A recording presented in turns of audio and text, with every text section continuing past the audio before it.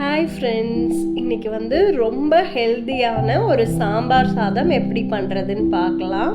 இதுக்கு தேவையான பொருட்கள்: சின்ன வெங்காயம், க்ரீன் சில்லி, தக்காளி, வெஜிடபிள்ஸ் உங்கள் சாய்ஸ்க்கு என்ன வெஜிடபிள்ஸ்னாலும் எடுத்துக்கலாம், அண்ட் மிளகாய்த்தூள், சாம்பார் பொடி, மல்லித்தூள், மஞ்சள் தூள், ஒரு குட்டி நெல்லிக்காய் சைஸ் புளி, தாளிக்கிறதுக்கு கடுகு, உளுத்தம் பருப்பு, வெந்தயம், மிளகா வத்தல், பெருங்காயம் எடுத்திருக்கேன். இப்போ 1 டம்ளர் புழுங்கல் அரிசி எடுத்துக்கிறேன், 1/2 டம்ளர் பாசி பருப்பு, 1/2 டம்ளர் தோரம் பருப்பு. இந்த ரேஷியோவில் எடுத்துக்கோங்க. நல்லெண்ணெய். இது போக நான் ஒரு 2 இன்க்ரீடியண்ட் ஆட் பண்ண போகிறேன். அது என்னன்னு சொல்கிறேன் கடைசியாக. உப்பு நான் எடுத்து வச்சுருக்கேன்.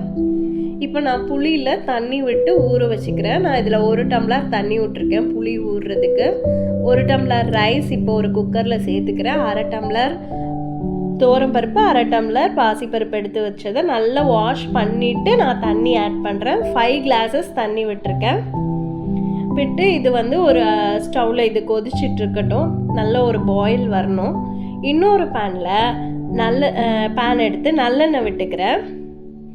இதில் சின்ன வெங்காயம், அந்த க்ரீன் சில்லி, தக்காளி 3ஐயும் போட்டு நல்லா வதக்கிக்கிறேன். ரொம்ப வதங்கணும்னு இல்லை, ஒரு 50% வரை அது நல்லா வதங்கி வரட்டும். இந்த மாதிரி வதங்கி வந்தால் போதும். இதுக்கப்புறம் நான் வெஜிடபிள்ஸ் ஆட் பண்ணுறேன். நான் என்னெல்லாம் வெஜிடபிள்ஸ் சேர்த்துருக்கேன்னா, கத்திரிக்காய், உருளைக்கிழங்கு, கேரட், இந்த 3 சேர்த்துருக்கேன். அதை ஆட் பண்ணி நல்லா மிக்ஸ் பண்ணி கொடுத்துருங்க. இதுக்கு அடுத்தது நம்ம அந்த ஸ்பைசஸ் பவுடர் எல்லாம் சேர்த்துக்கிறோம். நான் என்னங்கிறது முதல்ல சொல்லியிருந்தேன். அதையும் நீங்கள் சேர்த்து நல்லா மிக்ஸ் பண்ணி கொடுத்துருங்க. அதோட ரா ஸ்மெல் போகிற அளவுக்கு நல்லா வதக்கி விட்டுருங்க. சரியா? இதுக்கு அடுத்தது நம்ம புளி தண்ணி தான் ஆட் பண்ண போகிறோம். நான் ஆல்ரெடி புளியை 1 டம்ளர் தண்ணியில் ஊற வச்சுருந்தேன். நான் கூட 1 டம்ளர் சேர்த்து நல்லா கரைச்சிருக்கேன். ஸோ 2 டம்ளர் நான் இப்போ புளி தண்ணி ஆட் பண்ணியிருக்கேன். இது நல்லா மிக்ஸ் பண்ணி கொடுத்துட்டு நல்ல ஒரு பாயில் வரணும். நான் ஏன் அடிஷ்னலாக 1 டம்ளர் ஆட் பண்ணேன்னா, வெஜிடபிள் குக் ஆகிறதுக்காக. இந்த பக்கம் ரைஸ் ஆல்மோஸ்ட் பாயில் ஆக ஸ்டார்ட் ஆகிடுச்சு. இப்போ இந்த வெஜிடபிள்ஸும் நல்லா பாயில் ஆகிடுச்சு. இதுக்கப்புறம் நான் 2ஐயும் மிக்ஸ் பண்ண போகிறேன். ரைஸையும் அந்த வெஜிடபிள்ஸையும் மிக்ஸ் பண்ணிட்டேன் குக்கரில். அந்த பேன்லேருந்து எடுத்து குக்கரில் போட்டு நல்லா மிக்ஸ் பண்ணிட்டேன். நல்லா மிக்ஸ் பண்ணி விட்டுட்டு தேவையான அளவு உப்பு போட்டுக்கோங்க. உப்பு போட்டதுக்கு அப்புறமும் நல்லா மிக்ஸ் பண்ணி கொடுத்துருங்க.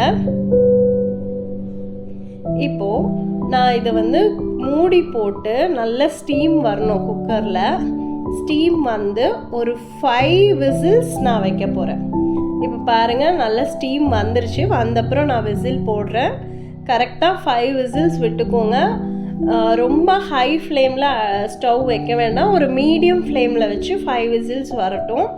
ரொம்ப ஹை ஃப்ளேமில் இருந்தால் சீக்கிரம் அடி பிடிக்கிறதுக்கான சான்சஸ் இருக்குது. ஸோ அதெல்லாம் பார்த்துக்கோங்க. இப்போ நல்லாவே வெந்துருச்சு. நான் அந்த சூடோடு அப்படி எடுக்கிறேன். நல்லா ஆவி பறக்குது. அப்போவே நீங்கள் நல்ல அந்த கரண்டி வச்சு நல்லா மசிச்சு விட்ருங்க. சூட்டோடையே நல்லா மசிச்சு விட்ருங்க சாம்பார் சாத்தை. நல்லாவே வெந்துருச்சு. பருப்பு, நம்ம போட்ட பருப்பு, அரிசி, வெஜிடபிள்ஸ் எல்லாமே சூப்பராக குக் ஆகிடுச்சு. இதுக்கப்புறம் நான் ஒரு சூப்பர் இன்க்ரீடியண்ட் ஆட் பண்ண போகிறேன். அதுதான் வெல்லம்.